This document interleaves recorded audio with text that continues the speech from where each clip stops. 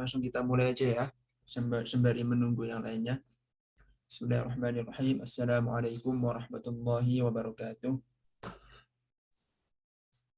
Innal hamdalillah nahmaduhu wa nasta'inuhu wa nastaghfiruh wa na'udzu billahi min shururi anfusina wa min sayyiati a'malina. May yahdihillahu fala mudilla lahu wa may yudlilhu fala hadiya lahu. Wa asyhadu an la ilaha illallah wahdahu la syarika lahu wa asyhadu anna Muhammadan abduhu wa rasuluhu amma ba'du. Teman-teman sekalian yang dirahmati Allah Subhanahu wa taala, alhamdulillah pada pagi hari waktu Yordania dan sore hari waktu Indonesia kita dapat berkumpul kembali di majelis ilmu ini, dan semoga kita semuanya termasuk orang-orang yang mendapatkan keberkahan dari Allah Subhanahu wa taala melewati majelis ini. Salawat dan salam kita curahkan kepada baginda kita, Nabi besar kita, Nabi Muhammad Sallallahu Alaihi Wasallam, yang telah memperjuangkan agama Islam ini dari zaman jahiliyah menuju zaman Islamiyah, sehingga kita dapat merasakan manisnya keimanan hingga saat ini. Teman-teman sekalian yang dirahmati Allah Subhanahu Wa Taala, alhamdulillah pada kesempatan kali ini kita dapat melanjutkan kajian kita, yaitu kajian kitab Safinatun Najah karya Syekh Salim bin Sumair Al-Hadrami rahimahullahu ta'ala wa nafa'ana Allah bi'ulumi fid dharain. Kemarin kami mohon maaf ya, sempat terpotong lama, tidak ada kajian beberapa pekan dikarenakan memang di sini itu imtihannya atau ujiannya itu tidak menentu. Jadi kemarin itu banyak sekali imtihan-imtihan sejak mid semester sampai ujian nihai ini, sampai imtihan nihai ini banyak sekali imtihan gitu. Jadi mohon maaf belum sempat mengisi kajian lagi, dan insya Allah sekarang ini sudah selesai kuliahnya, alhamdulillah. Saya tinggal menunggu ujian terakhir, jadi ada waktu 2 pekan lah untuk mempersiapkan imtihan. Kan banyak waktu kan, jadi nggak hanya persiapan imtihan juga, jadi kami bisa memakai untuk mengisi kajian juga, jadi seperti itu. Dan insya Allah kita kajiannya ini pertemuan pekan ini sama pekan depan insya Allah kita kajian, kemudian 2 pekan selanjutnya kita libur lagi karena saya ada imtihan nihai, ada imtihan terakhir lah untuk semester ini. Dan nanti setelah itu kita mulai kajian lagi seminggu sekali insya Allah. Dan mohon doanya dari teman-teman sekalian supaya kami diberi kemudahan di dalam menjawab soal. Kita lanjutkan pengajian kita, yaitu kajian kitab Safinatun Najah karya Syekh Salim bin Sumair Al-Hadrami rahimahullah ta'ala, di dalam bab faslun fi asbabi sujudi sahwi, yaitu dalam bab sebab-sebab sujud sahwi. Sebab-sebab sujud sahwi.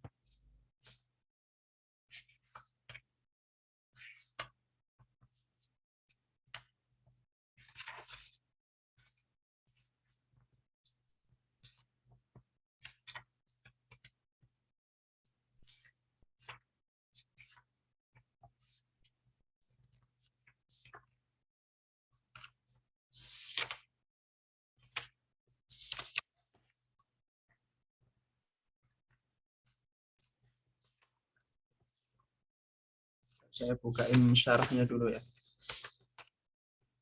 Saya bukain syarahnya dulu.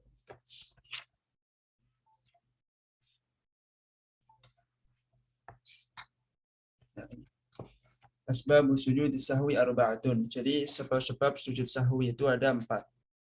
Ini bagi yang baru hadir, ini syarahnya pakai kitab Nailur Roja karya Syekh Ahmad bin Umar Asy-Syatiri. Jadi beliau ini sama-sama orang Yaman ya. Jadi penulis kitab matannya orang Yaman, pensyarahnya pun orang Yaman juga. Dan nanti biografi Syekh Salim bin Sumair bisa ditengok di YouTube di pertemuan kedua, mohon maaf, pertemuan kedua. Pertemuan pertamanya kan nggak sempat direkod. Nah, di sini disebutin bahwasanya sebab sujud sahwi itu ada 4. Al-awwalu, yang pertama adalah tarku ba'din min ab'adis salati aw ba'dil ba'di. Jadi meninggalkan sebagian dari ab'adus salat atau meninggalkan sebagian daripada salat. Jadi di dalam mazhab Syafi'i itu ada namanya ab'adus shalah, ada namanya al-hayatus shalah. ab'adus shalah, pengertian ab'adus shalah adalah ma yujbaru sujudi sahwi. Apa-apa yang diperintahkan untuk sujud sahwi kalau misalkan lupa. Sedangkan hayatus shalah itu ma la yujbaru bisujudi sahwi. Apa-apa yang tidak dianjurkan untuk sujud sahwi. Ya, ab'adus shalah dan hayatus shalah itu sama-sama termasuk sunanus shalah, yaitu sunah-sunah di dalam sholat. Jadi sunah-sunah dalam sholat itu dibedakan menjadi dua. Di dalam madzhab Syafi'i ada ab'adus shalah, ada hayatus shalah. Ab'adus shalah itu kalau misalkan kita meninggalkan salah satu darinya, maka kita disunnahkan untuk sujud sahwi. Sedangkan hayatus shalah itu adalah ketika kita meninggalkan hayatus shalah atau salah satu darinya itu, maka tidak disunahkan untuk sujud sahwi. Lah, ab'adus shalah itu apa saja? Nah, mari kita tengok. Yang pertama adalah meninggalkan sebagian dari sebagian sholat. Sebagian dari ab'adus shalah atau ab'adus shalah. Au ba'dil ba'di, atau sebagian daripada sholat. Kemudian yang kedua adalah fi'lu ma yubtilu amduhu wa la yubtilu sahwu idza fa'alu nasiyan. Jadi perbuatan yang ketika ia lakukan secara sengaja itu maka membatalkan sholat. Wala yubtilu sahwu, dan tidak membatalkan sholat ketika ia lupa. Idza fa'alahu nasiyan, ketika ia melakukannya itu dalam keadaan lupa. Nah, di dalam syarahnya disebutkan bahwasanya ayyaf alal musalli nasiyan. Nah, ketika seseorang yang sholat itu melaksanakannya karena lupa, gitu, karena lupa. Au jahilan ma'dzuran syai'an amduhu mubtilun lis-salati. Nah, atau baik dia lupa maupun dia tidak tahu atau jahil, belum mengetahui ilmunya, maka dia dimaafkan. Syai'an amduhu mubtilun lis-salah. Nah, wasahwu ghairu mubtilin laha, atau dia lupa selain pembatal daripada sholat. Jadi dia lupa kalau hal tersebut itu membatalkan sholat. Kal aklil qalil, contohnya adalah makan sedikit, wal kalamil qalil, berbicara sedikit, wa ziyadati ruknin fi'lin, atau menambah rukun fi'li. Jadi yang kedua yang termasuk sebab-sebab disunahkannya sujud sahwi di sini adalah seseorang itu melakukan sesuatu yang membatalkan sholat secara sengaja, atau wala yubtilu sahwu, dan dia itu tidak batal sholatnya ketika dia lupa. Idza fa'alahu nasiyan, ketika ia melakukannya secara lupa. Contohnya tadi itu yang dikatakan di syarahnya, misalkan kita habis makan misalkan kalau di Indonesia nasi padang lah. Nah, itu kan biasanya masih ada sisa nasi di gigi geraham biasanya kan. Nah, itu ketika kita itu lupa, atau ketika seseorang itu makan sisa makanan ketika sholat yang sedikit itu, maka ketika ia lupa maka nggak membatalkan sholat. Atau ketika ia secara sengaja makan nasi yang sedikit itu, tetapi dia nggak tahu kalau hal tersebut membatalkan sholat, maka nggak batal sholatnya, karena dia nggak tahu. Rufi al-aqlam, diangkat penanya karena dia lupa, karena dia jahil, belum mengetahui. Kemudian yang ketiga adalah naqlu ruknin qawliyin ila ghairi mahallihi, yaitu memindahkan rukun ucapan, ya. Kemarin kan kita telah membahas ada rukun itu ada 3. Ruknun qawli, ruknun fi'li, wa ruknun qalbi. Jadi rukun dalam sholat itu ada 3 rukun ucapan, yaitu rukun di dalam ucapan, kemudian rukun di dalam perbuatan, dan rukun di dalam hati, gitu. Nah, ini yang dimaksud sini adalah rukun dalam ucapan. Jadi memindahkan rukun ucapan itu ke tempat yang bukan tempatnya, gitu. Contohnya kita membaca surat Al-Fatihah ketika ruku. Ketika ruku kita hilang ingatan, bukan hilang ingatan. Ketika ruku kita nggak sengaja membaca suratul Fatihah karena lupa. Nah, maka nanti sebelum salam disunahkan untuk sujud sahwi, atau membaca sholawat. Sholawat itu kan tempatnya di tasyahud. Kita membaca sholawat ketika sujud.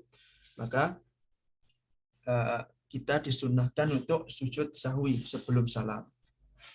Kemudian yang keempat, sebab-sebab daripada sujud sahwi adalah iqa'u ruknin fi'liyyin ma ihtimal ziyadah, yaitu mengerjakan rukun fi'li yaitu rukun mengerjakan rukun perbuatan ma'a ihtimali ziyadah, dengan dugaan menambah gitu, dengan dugaan menambah.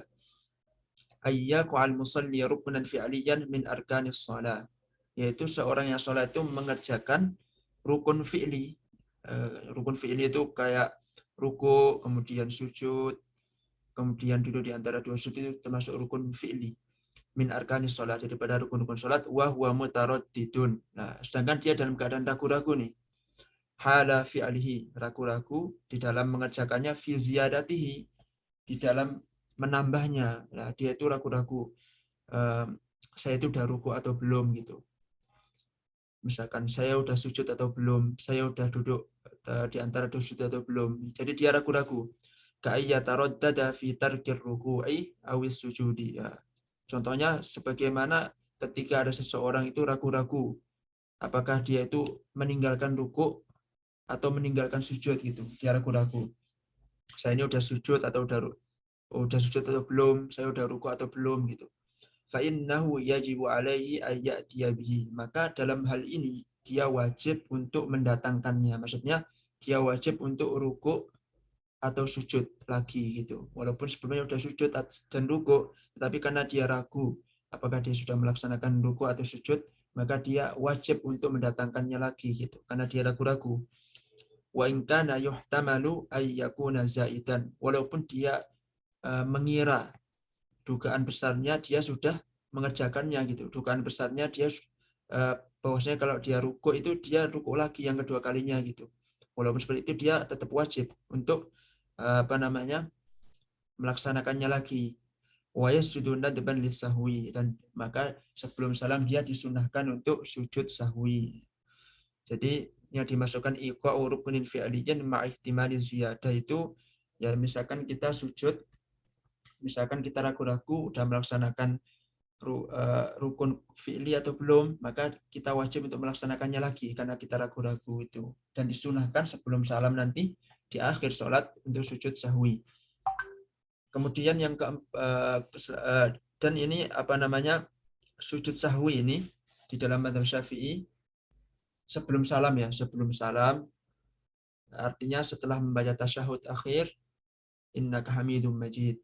Nah, sebelum salam itu disunahkan untuk sujud sahwi, dan tata cara sujud sahwi itu sebagaimana sujud biasa, yaitu 2 kali sujud dan 1 kali duduk di antara 2 sujud. Bacaannya pun sama, subhanarabbiyal a'la, subhanarabbiyal a'la, subhanarabbiyal a'la. Seperti itu ya. Kemudian selanjutnya adalah fi asbabi sujudis sahwi. Selanjutnya adalah faslun fi ab'adus shalah, yaitu ab'adus shalah. Ya, kita membahas tentang ab'adus shalah. Apa saja sih ab'adus shalah itu? Ab'adus shalati sab'atun. Jadi ab'adus shalah itu ada 7. Kalau di Al-Fiqhul Manhaji ada 5. Tetapi sebenarnya sama sih. Cuman nanti ada dibedakan qiyam. Kalau di dalam fikih manhaji itu nanti akan dibedakan antara disatukan antara kunut dan berdirinya. Tapi di sini dibedakan. Kunut sendiri, berdiri sendiri gitu. Yang pertama adalah at-tasyahhudul awal. Yang pertama adalah tasyahhud awal. Jadi bacaan Allah at-tahiyyatu lillah, at-tahiyyatul mubarakatus salawatut thayyibatu lillah. Assalamu alayka ayyuhan nabiyyu wa rahmatullahi wa barakatuh. Assalamu alayna wa ala ibadillahis salihin. Asyhadu an la ilaha illallah wa asyhadu anna Muhammadar Rasulullah. Jadi bacaan tersebut termasuk di dalam tasyahud awal ya, di dalam tasyahud awal termasuk sunnah daripada salat. Sunnah ab'adus shalah, yaitu sunnah ab'adus shalah. Kemudian yang kedua adalah waqu'uduhu, jadi duduknya, udah satu paket ya, duduknya di dalam tasyahud awal itu termasuk ab'adus shalah. Kemudian wassalatu 'alan nabiy sallallahu alaihi wasallam fihi, dan membaca shalawat di dalam tasyahud awal. Jadi ketika kita membaca shalawat di dalam tasyahud awal itu termasuk sunnatul ab'ad, sunnah ab'adus, termasuk ab'adus shalah. Jadi Allahumma salli ala Muhammad. Minimal sholawat kan seperti itu, Allahumma salli ala Muhammad. Kemudian kalau kita meninggalkan sholawat di dalam tasyahud awal itu tidak ada masalah karena itu termasuk ab'adus shalah. Tetapi ketika kita meninggalkannya maka disunnahkan untuk sujud sahwi nanti. sebelum salam. Kemudian wal kunutu. Enggak, yang selanjutnya yang keempat adalah wassalatu 'alal ali fit tasyahhudil akhir. Kemudian bersalawat kepada keluarga Nabi sallallahu alaihi wasallam di dalam tasyahud akhir. Ketika tasyahud akhir itu kan termasuk rukun salat ya. Beda dengan tasyahud awal. Tasyahud awal kita meninggalkannya pun cuman disunahkan untuk sujud sahwi, tetapi kalau kita meninggalkan tasyahud akhir maka itu termasuk pembatal daripada sholat, karena itu termasuk rukun sholat. Wassalatu 'alal ali fit tasyahhudil akhir, yang termasuk abadus shalah selanjutnya adalah bersolawat terhadap keluarga Nabi. Allahumma sholli ala Muhammad wa ala ali Muhammad. Nah, itu disunahkan di tasyahud akhir.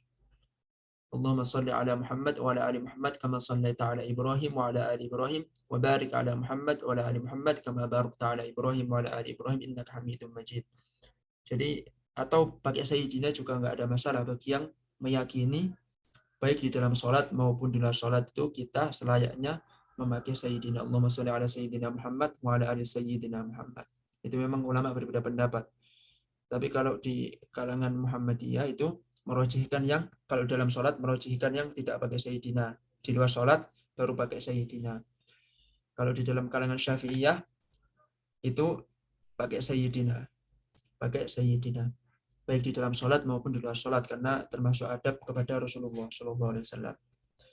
Kemudian selanjutnya yang termasuk abadus sholat adalah al-kunutu wal kunutu, yaitu doa kunut. Allahumma hdina fi man hadait wa afina fi man afait wa tawallana fi man tawallait, sampai akhir. Itu doa kunut. Jadi doa kunut itu memang ikhtilaf ya bainal fuqaha. Jadi ada berbeda pendapat di antara 4 imam madhab. Beberapa di fase ini, di semester ini saya ada mata kuliah namanya asalib bahas. Asalib bahas itu kayak tesis gitu, kayak skripsi lah kalau S1 skripsi. Tetapi kita belajar dasar-dasarnya aja gitu, nggak disuruh buat beberapa halaman saja, nggak nyampe ratusan. Nah itu saya dikasih judul sama doktornya itu doa ulu kunuti dirosatan fikiyatan muqaranatan. Nah saya merujuk ke Dirasatus Sabiqah atau risalah kalau di dalam Indonesia itu tesisnya para dokter-dokter itulah. Ada yang ngambil dari situ, ngambil dari mana-mana lah. Itu menerangkan tentang kunut, bahwasanya kunut dari dulu itu memang sudah beda pendapat ulama dahulu itu. Di kalangan Hanafiyah dan Hanabilah itu enggak ada doa kunut. Bahkan Hanafiyah mengatakan, di kalangan yang bermadzhab Imam Hanafi mengatakan al-kunutu ghairu masyru', bahwasanya kunut itu tidak disyariatkan. Sedangkan Imam Ahmad bin Hambal itu mengatakan bahwasanya kunut itu makruh. Kunut subuh maksudnya itu makruh. Tetapi di kalangan Malikiyah wa Syafi'iyah, di kalangan mazhab Maliki dan mazhab Syafi'i itu disunnahkan, mustahab. Nah, mustahab. Walaupun Imam Maliki dan Imam Syafi'i ini sama-sama mensunnahkan yaitu kunut subuh, tetapi dalam tempat kunut subuhnya itu mereka berbeda. Kalau di kalangan Imam Malik itu kunut subuhnya itu sebelum ruku. Sebelum ruku. Tetapi di kalangan Imam Syafi'i itu kunut subuhnya setelah ruku. Ya misalkan walam yakul lahu kufuwan ahad.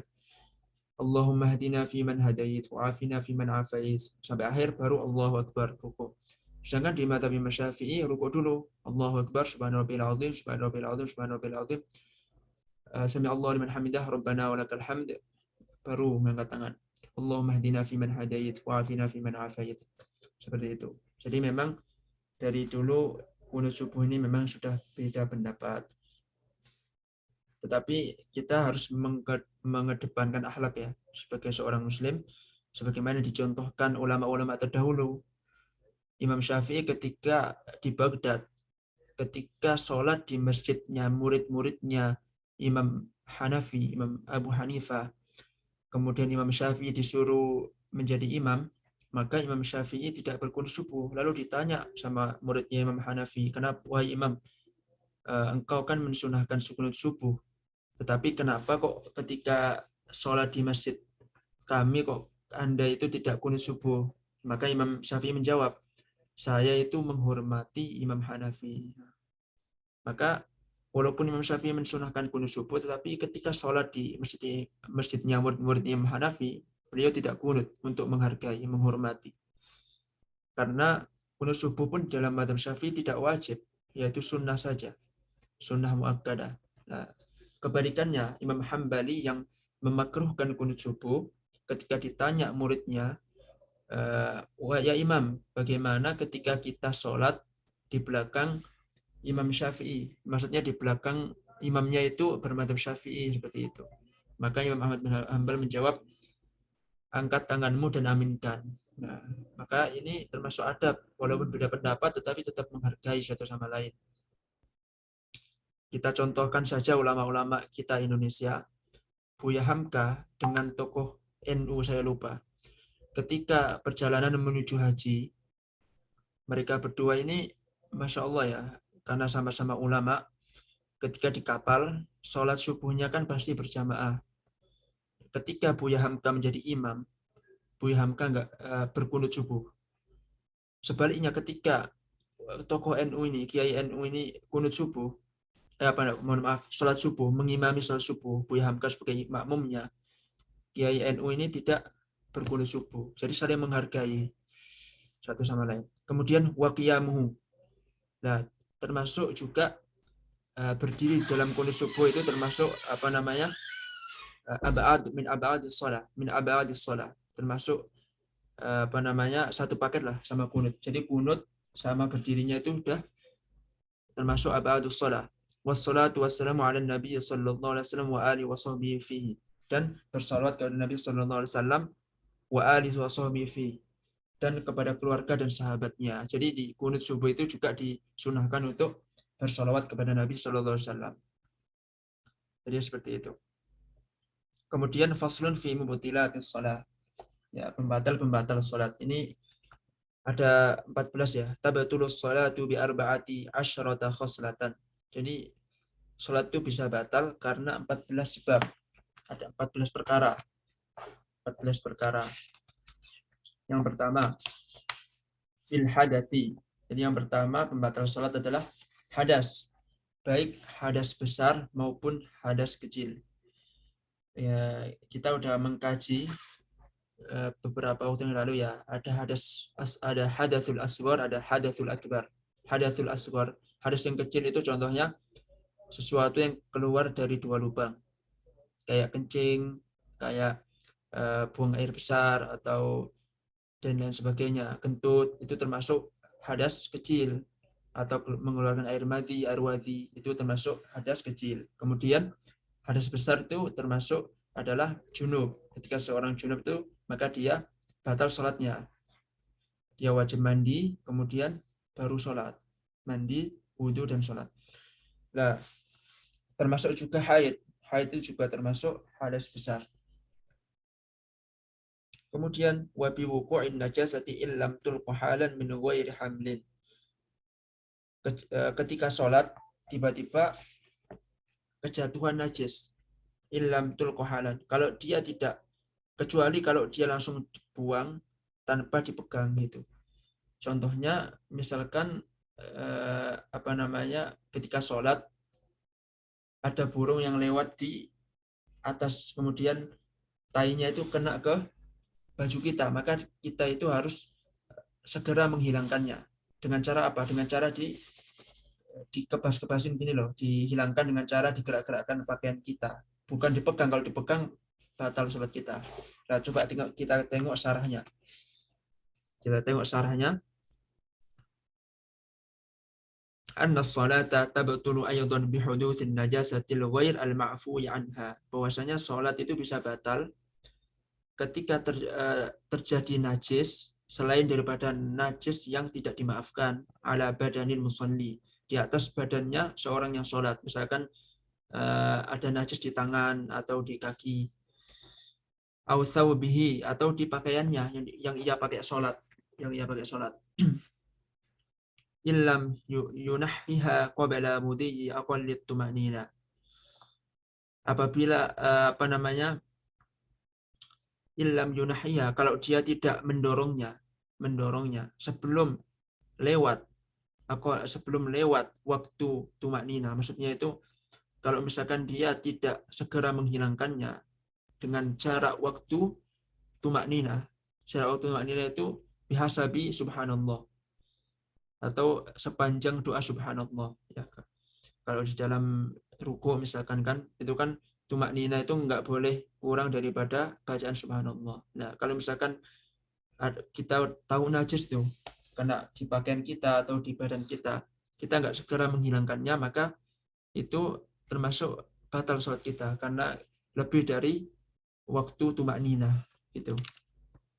Fa innaha qabla dzalik, apabila kita membersihkannya sebelum itu, ka'angkanat ya bisatan wa nafadhu thawbahu halan. Kalau kita membersihkannya sebelum itu, sebagaimana kita ketika najis itu sudah kering, lalu kita mengibaskan atau membersihkan najis tersebut di pakaian kita secara langsung, au rutbatan au alqaha bima waqat alaihi halan min ghairi qabdin lahu wala hamlin lam tabdilu salatuhu. Atau najis tersebut itu dalam keadaan basah, kemudian kita langsung membuangnya secara langsung tanpa digenggam atau tanpa dipegang, maka tidak batal sholatnya. Jadi kalau kita membersihkannya, misalkan najisnya di sini, kemudian kita gerak-gerakkan tuh najisnya supaya turun ke bawah atau supaya hilang, maka nggak batal karena kita nggak pegang. Tetapi beda halnya ketika dipegang, ya.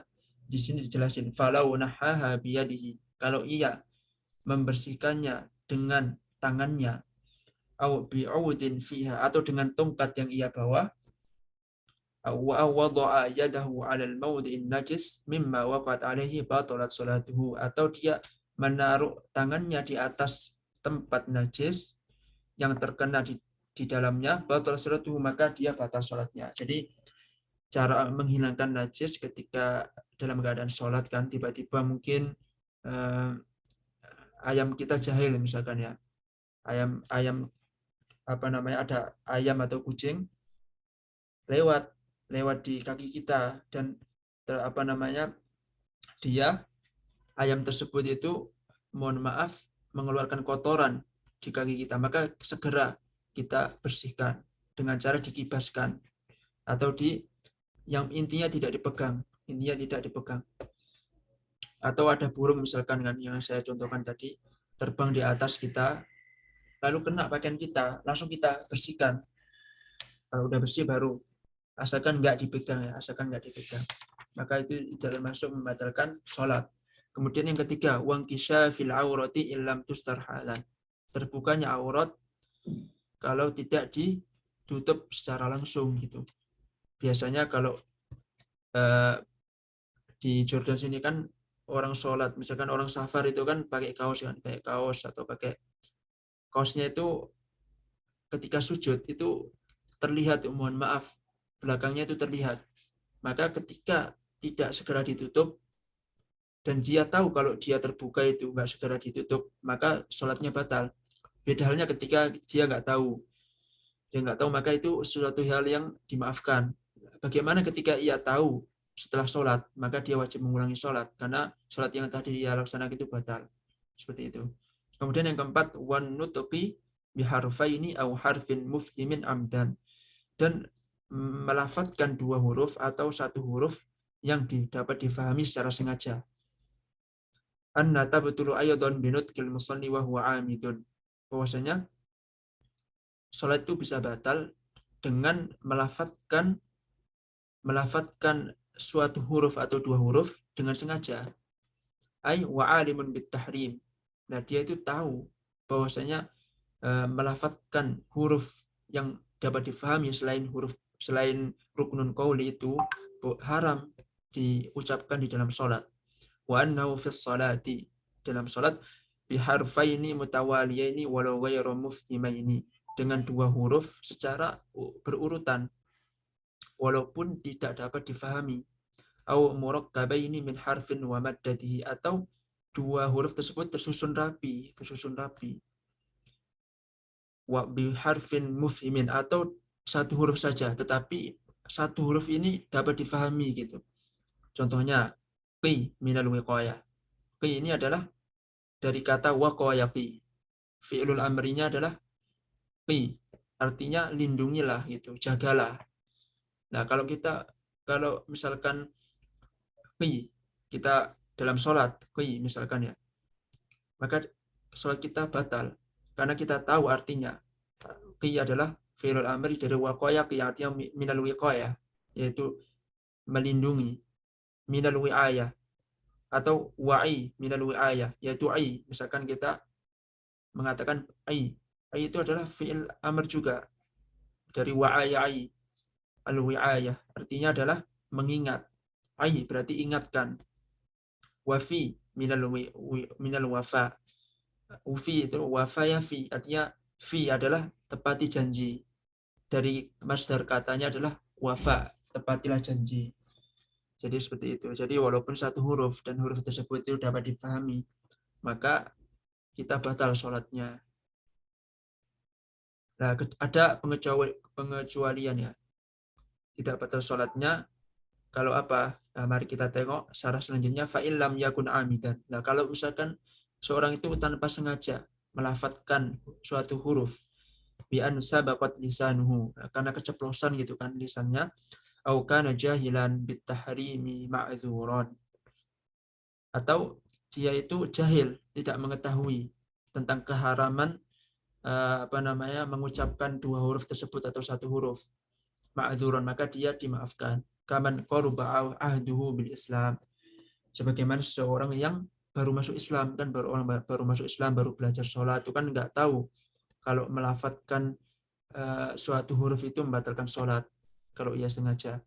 Au nasya ba'idan 'anil ulama, ataupun dia jauh daripada ulama. Au kana nasiyan annahu fis shalah, atau dia nggak sadar dia itu dalam keadaan sholat, dia melantunkan suatu huruf, dia nggak sadar kalau dia sholat, maka dia ma'dzur, diampuni. Fa in kana ma nataqa bihi qalilan wa huwa arba'u kalimatin urfiyatin 'inda Ibnu Hajar wa sittun 'inda al-Qalyubi wa man tabi'ahu lam yadur. Jadi menurut Ibnu Hajar Al-Haytami itu seseorang yang melantunkan 4 kalimat nggak batal. Syaratnya itu tadi, dia jahil, dia belum tahu karena dia baru masuk Islam atau karena dia jauh dari ulama.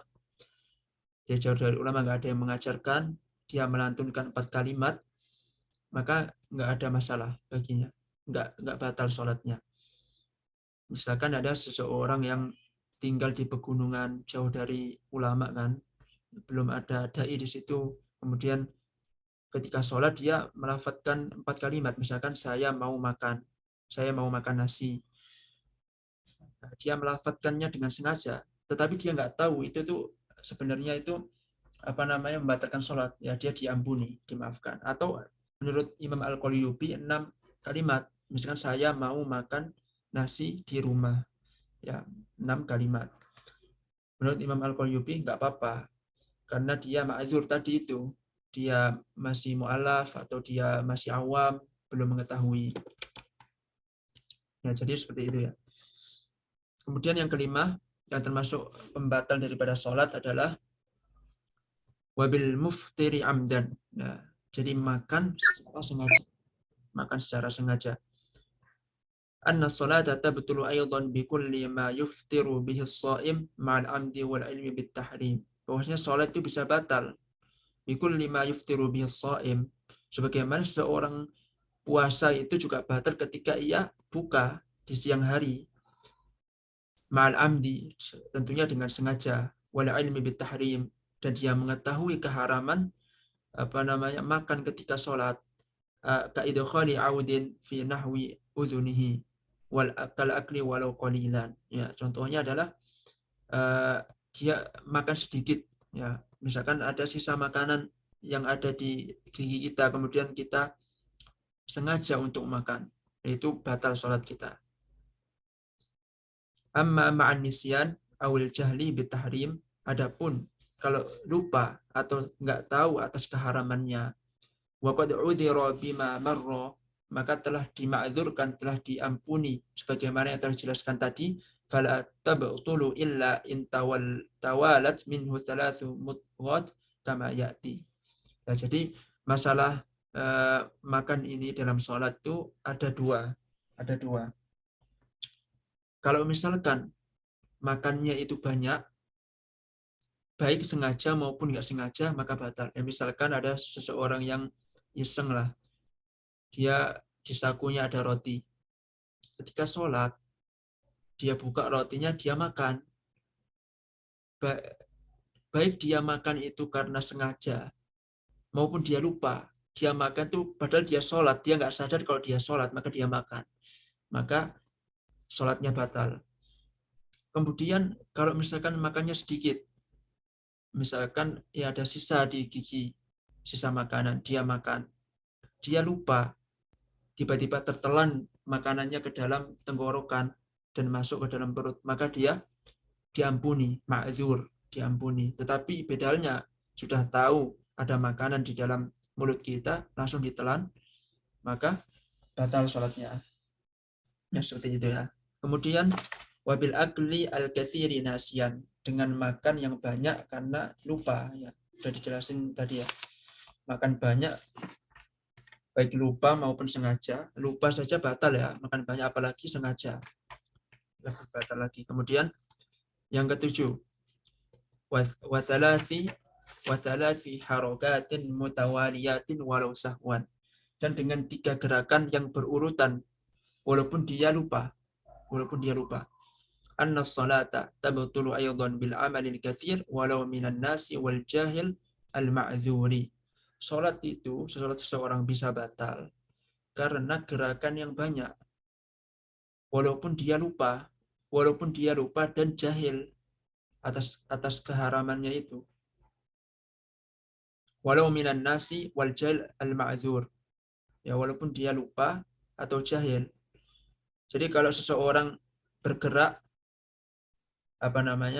sengaja, gerakannya itu disengaja, gerakan 3 kalinya disengaja dan berurutan, maka dia batal sholatnya. Tetapi kalau dia lupa ataupun dia jahil, dia nggak tahu kalau 3 gerakan itu membatalkan sholat, maka dia ma'dzur, dia diampuni. Wa huwa thalatu af'alin fa aktsar mutatabi'atun urfan. Nah, itu termasuk 3 gerakan atau lebih yang berurutan. Bihaitsu la yu'addul fi'l ats-tsani munqati'an 'anil awwal. Nah, dengan dengan catatan bahwasanya pekerjaan atau gerakan yang kedua itu tidak terpotong dengan gerakan pertama, atau gerakan yang ketiga nggak kepotong dengan gerakan kedua. Wala farq baina ay yakuna bi'udwin wahidin aw bi aktsar, lakin bi syartin ay yakuna thaqilan. Ya, syaratnya adalah gerakan tangan yang gerakan anggota badan yang berat. Contohnya anggota badan yang berat itu tangan, kaki, kepala, itu anggota badan yang stabil, artinya yang berat.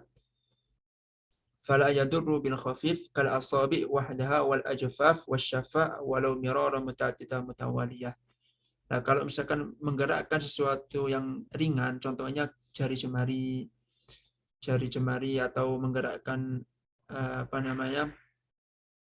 kelopak mata, itu nggak apa-apa walaupun menggerakkan 100 kali pun nggak membatalkan sholat. Yang membatalkan sholat itu menggerakkan gerakan anggota badan yang berat. Misalkan tangan nih digerakkan 3 kali, maka dia batal sholatnya.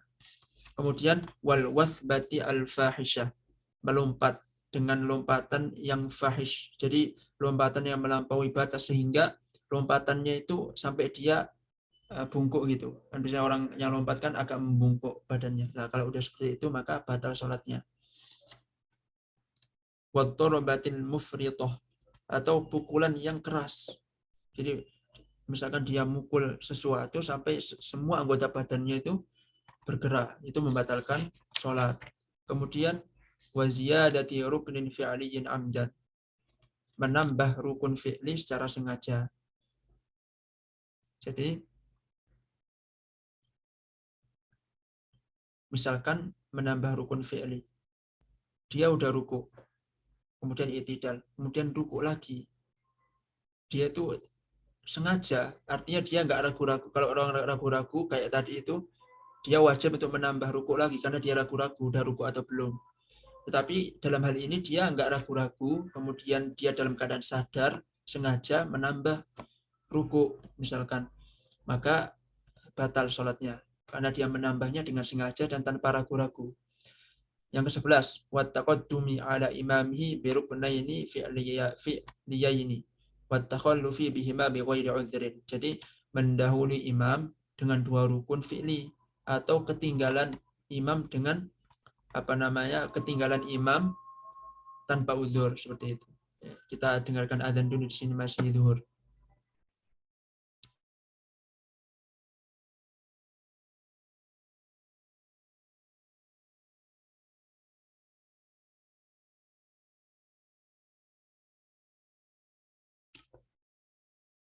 Sampai di pembatal sholat yang ke-11, yaitu mendahului imam dua rukun fi'li atau ketinggalan imam dua rukun fi'li. Jadi anna salat tabtulu aydan bisababi al-musalli al-ma'mum imamahu bi ruknaini fi'liyaini walau ghairu tawilaini. Jadi seseorang itu salatnya bisa batal kalau seseorang yang salat itu mendahului makmum itu mendahului imam dengan dua rukun walaupun mendahulinya itu pendek itu, nggak lama. Wa bi takhallufihi anhu bihima bi ghairi udhrin, atau ketinggalan dua rukun tanpa ada uzur seperti itu. Tanpa adanya uzur. Nah, contohnya seperti apa? Ayyahwiya lis-sujudi wal imamu qa'imun lil qira'ati mathalan. Nah, makmum itu dalam keadaan sujud au yarka'u qablahu, atau dalam keadaan ruku. Ya, kita ambil contoh ruku sajalah. Ambil contoh kita ruku dulu. Kemudian wal imam qa'imun lil qira'ati masalan. Sedangkan imam itu dalam keadaan berdiri. Imam dalam keadaan berdiri. Makmum sudah ruku atau sudah sujud seperti itu. Kita ambil sujud saja ya. Ambil masalan sujud. Karena dua rukun. Falamma arada ayyarka rafa'a. Dan ketika imam itu mau ruku, maka dia sudah i'tidal, sudah bangkit dari ruku, makmumnya ini. Falamma arada ayyarfa sajada, ketika imam itu mau i'tidal, mau bangkit dari ruku, maka makmum ini sudah sujud. Ya, dia itu mendahului imam dua rukun sujud, dua rukun salat, dua rukun fi'li. Kemudian wasuratut takhalluf. Nah, contoh ketinggalan imam, ayyazul al-imam an haddil i'tidal wal ma'mum fil qiyam mathalan. Nah, imam itu sudah i'tidal sedangkan makmum masih dalam keadaan berdiri. Jadi dua hal ini termasuk pembatal sholat kalau dia sengaja tanpa udzur. Wal udzru fi sabqi huwa nisyanu wal jahlu faqat. Nah, udzur di sini ada dua aja. Imma dia lupa atau dia nggak tahu kalau hal tersebut itu menjadi pembatal sholat. Contohnya ketika ketinggalan takhalluf bil imam, makmum ketinggalan imam karena uzur, misalkan membaca suratul Fatihah. Dalam mazhab Syafi'i pun ada ada dua pendapat. Pendapat yang pertama, ketika imam sudah ruku, maka makmum takbiratul ihram kemudian ruku bersama imam, nggak perlu membaca Fatihah karena ada hadis yang menerangkan bahwasanya ketika imam sudah ruku, maka makmum itu ketika makmum sudah mendapati imam ruku, maka sudah dibilang sudah mendapatkan satu rakaat, ya seperti itulah kira-kira hadisnya. Karena hadis tersebut, maka kan nggak sempat tuh membaca Al-Fatihah. Dalam keadaan tersebut tidak ada masalah makmum tidak membaca Al-Fatihah. Beda halnya ketika masih ada waktu untuk membaca Fatihah, kemudian makmumnya itu kok ngelamun, kemudian imam ruku dan dia ikut ruku nggak baca Fatihah, itu sholatnya batal tentunya karena dia masih ada waktu untuk membaca surat Fatihah, dia malah ngelamun nggak baca surat Fatihah.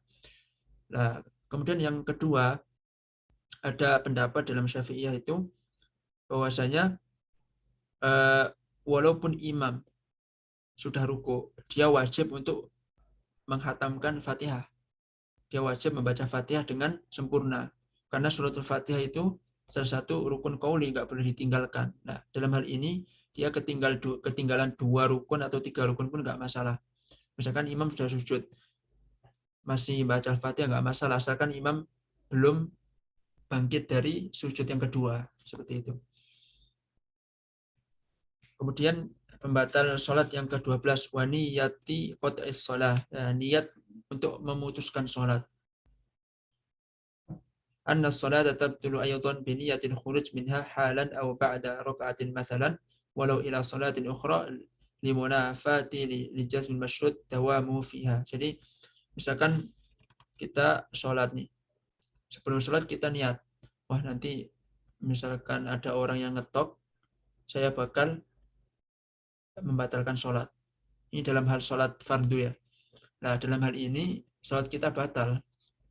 Kita harus memperbarui niat kita dengan tidak berniat memutuskan sholat di tengah-tengah sholatnya.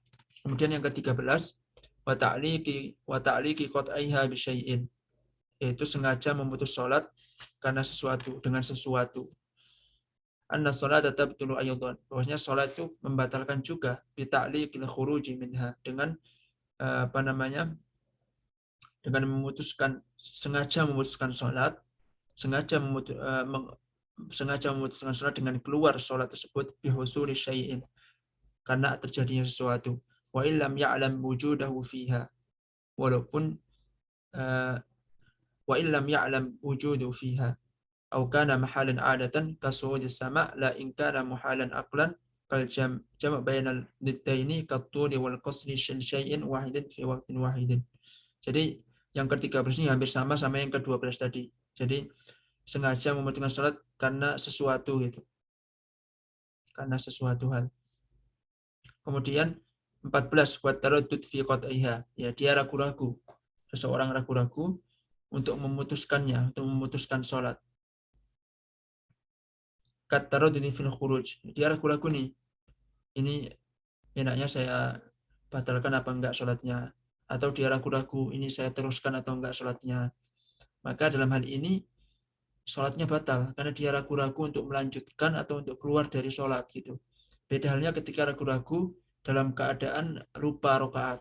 Nah, kalau misalkan lupa rokaat kan ada hadisnya itu, apa namanya, bahwasanya kalau misalkan kita ragu-ragu 4 atau 3, ya kita berkeyakinan masih 3, maka harus ditambah lagi 4 dengan disunahkan nanti di akhir sujud sahwi, seperti itu. Atau ragu-ragu misalkan ini batal atau enggak ya, apa namanya, dia ragu-ragu misalkan saya itu kentut apa enggak gitu, maka dia harus yakin selama tidak ada bunyi atau tidak ada baunya, maka tetap lanjutkan sholat, jangan keluar dari masjid. Karena ada hadis Rasulullah SAW diriwayatkan dari Abu Hurairah, la yansarifu hatta yasma'a sautan aw yajidarihan. Janganlah kalian bubar dari masjid kecuali kalau kamu sudah mendengarkan bunyi atau bunyi kentut atau apa namanya, bau kentut. Jadi kalau ada bunyi dan ataupun bau, maka itu sudah termasuk kentut. Tapi kalau selama 2 itu enggak terpenuhi, maka itu masih ragu-ragu gitu. Kan kalau perut ini kan banyak ini ya, apa namanya, makanan yang kita makan ini kan banyak sekali. Jadi kemungkinan kemungkinan bunyinya itu bukan hanya dari dubur kita, tapi perut kita itu juga bunyi. Jadi kalau misalkan perut kita bunyi itu nggak usah ragu-ragu, selama nggak ada suara ataupun nggak ada bau, maka itu termasuk hal-hal yang tidak membatalkan sholat gitu, atau membatalkan wudhu. Jadi begitu teman-teman sekalian, ibadah Allah Subhanahu Wa Taala. Insya Allah di kesempatan yang lain kita akan melanjutkan yang berkenaan dengan fima talzimu fi niyatul imamah. Jadi yang diwajibkan bagi imam gitu, diwajibkan bagi imam. Insya Allah kita lanjutkan di pekan selanjutnya dan semoga kita semuanya dirahmati Allah SWT dan selalu diberikan kesehatan dan semoga yang belum hadir diberi kesempatan untuk hadir dan sama-sama kita saling mendoakan di dalam kebaikan wa tawasau bil haqqi wa tawasau bis sabr, yaitu saling menasihati dalam kesabaran dan saling menasihati pula di dalam kebenaran. Kita tutup majelis kita dengan bacaan Alhamdulillah dan kifaratul majlis. Alhamdulillahirabbil alamin. Subhanakallahumma wa bihamdika asyhadu an la ilaha illa anta astaghfiruka wa atubu ilaik. Kurang lebihnya kami mohon maaf apabila ada kata-kata yang salah. Itu datangnya dari saya pribadi dan apabila ada kebaikan itu datangnya semua dari Allah Subhanahu wa taala. Wassallallahu ala sayyidina Muhammad wa ala alihi washabihi ajma'in walhamdulillahirabbil alamin. Jadi kalau ada teman-teman yang mau bertanya silahkan.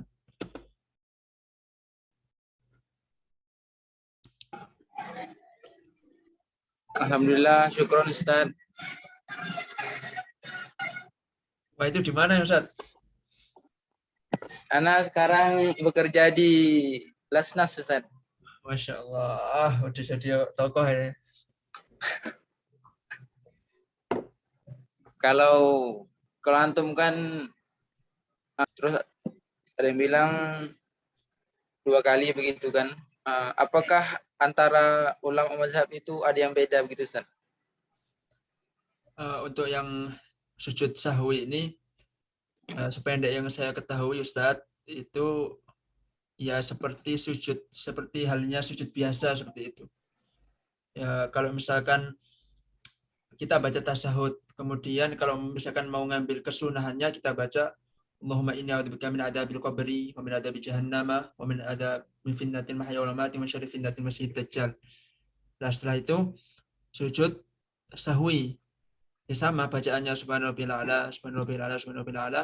Kemudian duduk di antara dua sujud, baca doa, kemudian sujud lagi, baca doa lagi, kemudian tahiyat. Habis tahiyat langsung salam.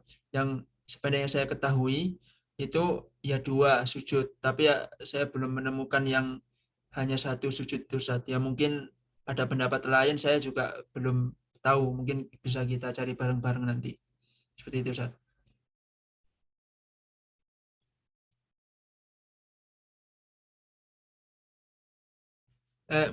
Belum dibuka, Ustaz. Alhamdulillah, syukron. Ini pun Ana mau minta izin lah Ustaz untuk live dulu karena udah ditunggu tadi sama teman-teman IMM. Ada agenda lain Ustaz. Ya, monggo Ustaz. Monggo. Barakallahu fikum ya. Ya, fikum barakallah. Fikum barakallah. Ya, semoga cepat dapat jodoh. Amin. Nanti juga lah. Nanti duluan, nanti kan udah lulus dulu. Nanti nunggu Amin. Kan? Oh, diaminin sama Mbaknya. Amin. Baik Ustaz, assalamualaikum. Waalaikumsalam warahmatullahi.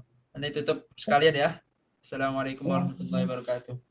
Waalaikumsalam warahmatullahi wabarakatuh. NTT. Waalaikumsalam. Makasih ya Mbak Dwi. Ya Ustadz. Insyaallah jumpa lagi di pekan selanjutnya. Dan pekan selanjutnya hari Senin apa hari Selasa? Hari Senin juga insyaallah. Hari Senin jam segini juga, jam 4 berarti ya. Oh iya. Oke deh Ustadz. Assalamualaikum. Waalaikumsalam.